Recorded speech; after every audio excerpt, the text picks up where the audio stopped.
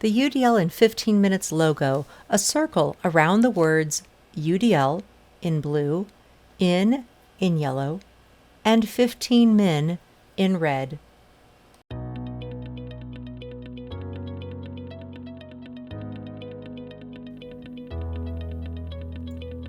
Hello, and welcome to UDL in 15 Minutes, where educators discuss their experiences with UDL. I'm Louie Lord Nelson, UDL author and leader. Today, I'm talking with Jeremy Miller, the junior-senior high school principal of Pike Valley in Scandia, Kansas, and Stephanie Jensen, who's a resource teacher at Pike Valley Junior High School and is one of the Infinitec UDL team members. Jeremy and Stephanie are going to share how UDL blossoms when instructional and technical leadership skills are used. Welcome to you both. I'm so glad you're here. Yes, thank you for having us. We're excited to share about our journey. Yeah, definitely. This has been a great journey, and I'm glad to share that with you. Thanks so much. It's really nice to meet you both. So let's talk a bit about you. What's been your journey in education with UDL? So who wants to start? 5 high school students working together at a table. I'll go ahead. So, I've been in education for about 24 years. Very early, I learned that I would grow by exposing myself to a lot of different opportunities. So, I guess you could say I've done a lot of different things. I was a social studies teacher, Spanish teacher, PE teacher, driver's ed teacher. I coached a lot of different sports, football, basketball, track. I then moved on and became the school counselor. And then at this point now, I'm the principal for the last 5 years, also a father of 7 kids. And one of my children has a disability, and that's really pushed me to have a deeper passion for UDL. I've always believed that student engagement and relevance were kind of key, even in my early years of teaching history. I used to do a lot of interactive projects and civic engagement projects. And this passion just kind of grew with my current position as a principal and having colleagues like Mrs. Jensen here who are leaders in the push toward using the UDL framework. The Pike Valley Professional Development Team. That's awesome. Woo, you got a lot of experience. Life and professional. It's awesome. So, Stephanie, yes, please. Yes, and that's what makes him an amazing principal as far as when we start to do these new journeys. So I have been a special ed teacher for over 30 plus years. I was just going to do it for a little while to pay back a loan and fell in love with that.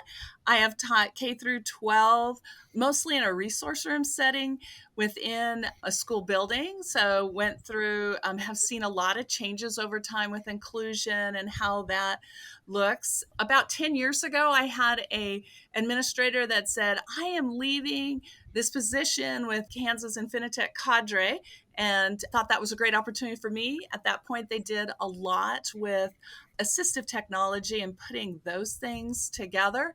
And now kind of shifted and seeing that we still use assistive technology, but kind of working more towards that universal design in learning.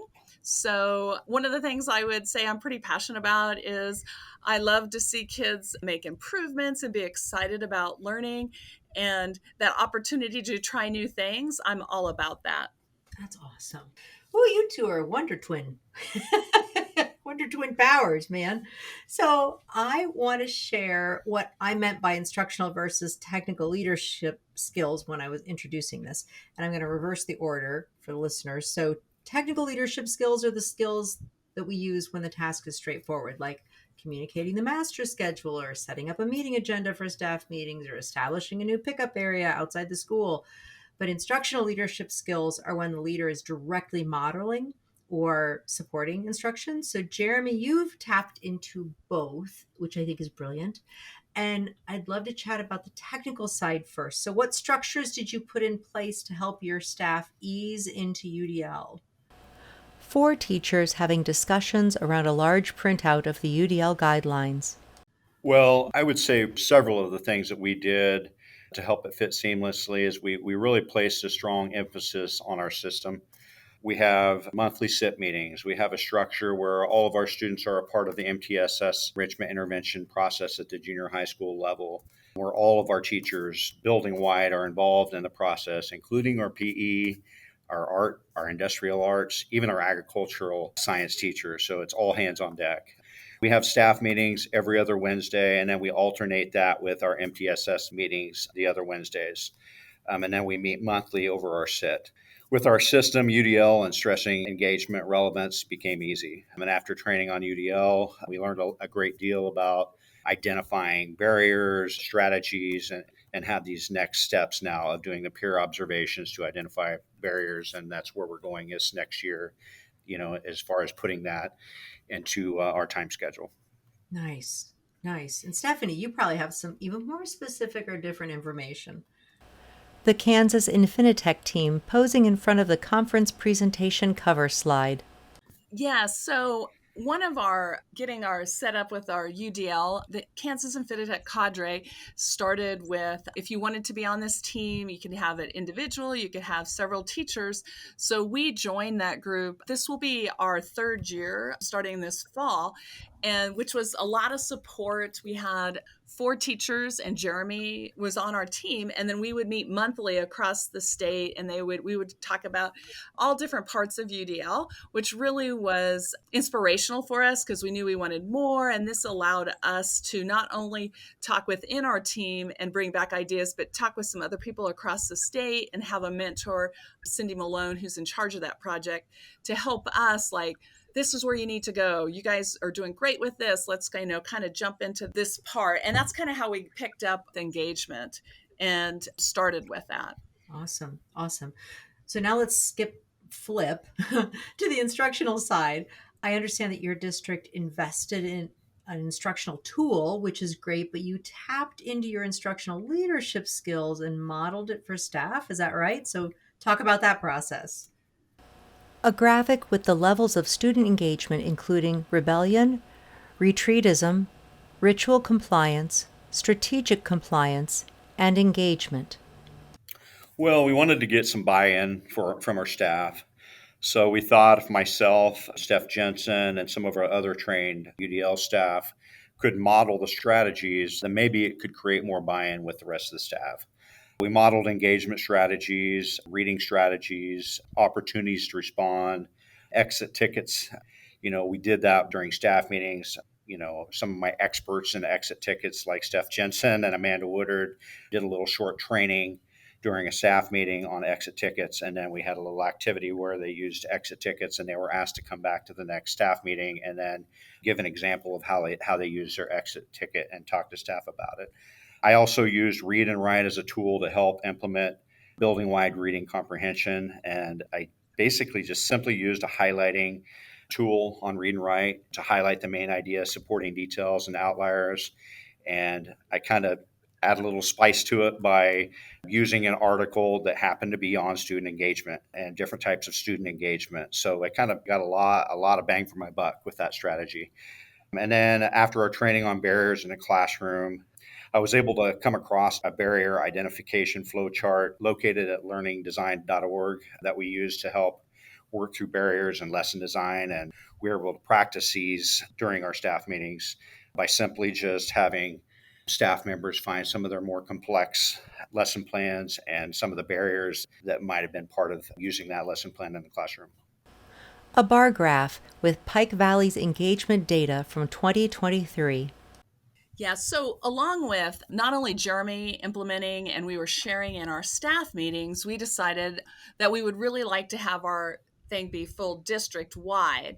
So we worked on when we had district in-services, providing some simple training, things that didn't take a lot of time, but gave them the experience of this is what it looks like. One of the ones we did was we came in and we worked on about the barriers like Jeremy was saying. And instead of Katie Colgren, who's the ag teacher that is also on our team, we did a role play about 2 teachers talking about a student and, talking more specific to the student. And then the one teacher shared about, well, let's look at the barriers. Maybe, instead of identifying students, maybe we need to look at the barriers because there's more students probably that this is a barrier for it and we just don't know it. And we want to kind of work and go towards things like that. We also talked about how important social emotional is. And we started our one staff meeting our district training with everyone needs to have a number 2 pencil, lined paper. You have 2 minutes, find it. Having that feeling of, oh my gosh, I don't have that. How do I, and then we came back to doing some social emotional welcomings and how that just changed the whole tone of the class and even the presentation. And we wanted them to have those experiences and then allow time to talk with others to see what could they do in their classes. Nice. Wonderful. So you've also tied UDL to other statewide requirements to help everyone move away from that one more thing conversation. What did you tie it to and how? 2 high school students working collaboratively, placing sticky notes on a tape timeline. Well, when I first came into the district, we were in the middle of the KESA process, which is the Kansas Education System Accreditation. And our district goals were and continued to be relevance and engagement, which ironically fits exactly with our team philosophy. And it also meshes very smoothly with the UDL. Some of the district strategies we put in place were OTRs was the biggest one, and then exit tickets. And then we also implemented reading strategies and bell ringers that are welcoming. So it all really tied together, and it meshed, and it really didn't, to the staff, it felt just part of the process that we were already involved in. Awesome. Awesome. And Stephanie, how did that tie together affect your role? Yeah. So when we looked at it, it was a nice way that we could address some things like different student challenges, things that they needed to work on. And then also, it was really, I think, enlightening to look at, like, if we're using that opportunity to respond and having kids be engaged, well, then other things, they kind of took care of other things, such as maybe students that were bored or students that were causing behavior problems. And that really opened our eyes. The other focus that we spent just a little bit of time was this information, we wanted a welcoming environment, because if you went in and you knew you were not good in, say, math, it's really hard to gather information when you have a negative feeling. So what can we do to these situations to make it more positive along those lines? So it made you kind of think a little bit more global than just like, I'm here to teach reading or a specific skill. Right, exactly.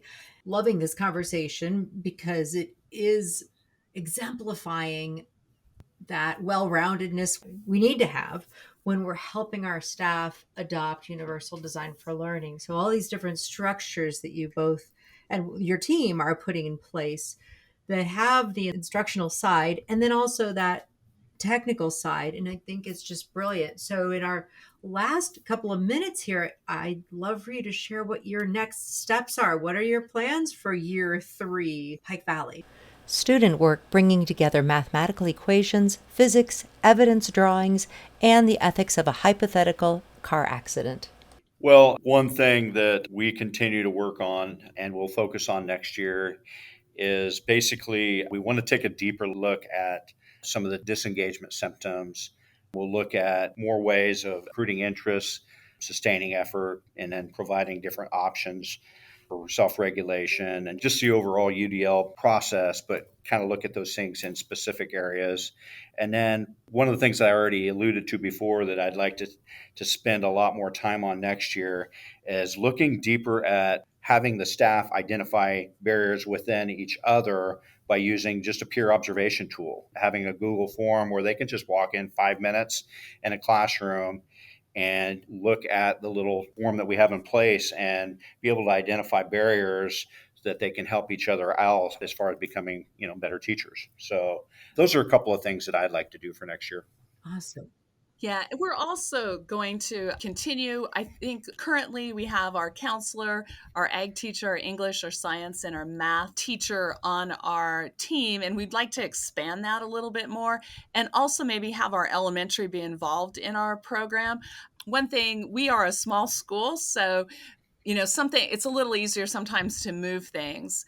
And I think the great thing about our team was that people were willing to try new things. They weren't hesitant, which really opened the door, I think, for a lot of the things that we have been able to experience. That's excellent.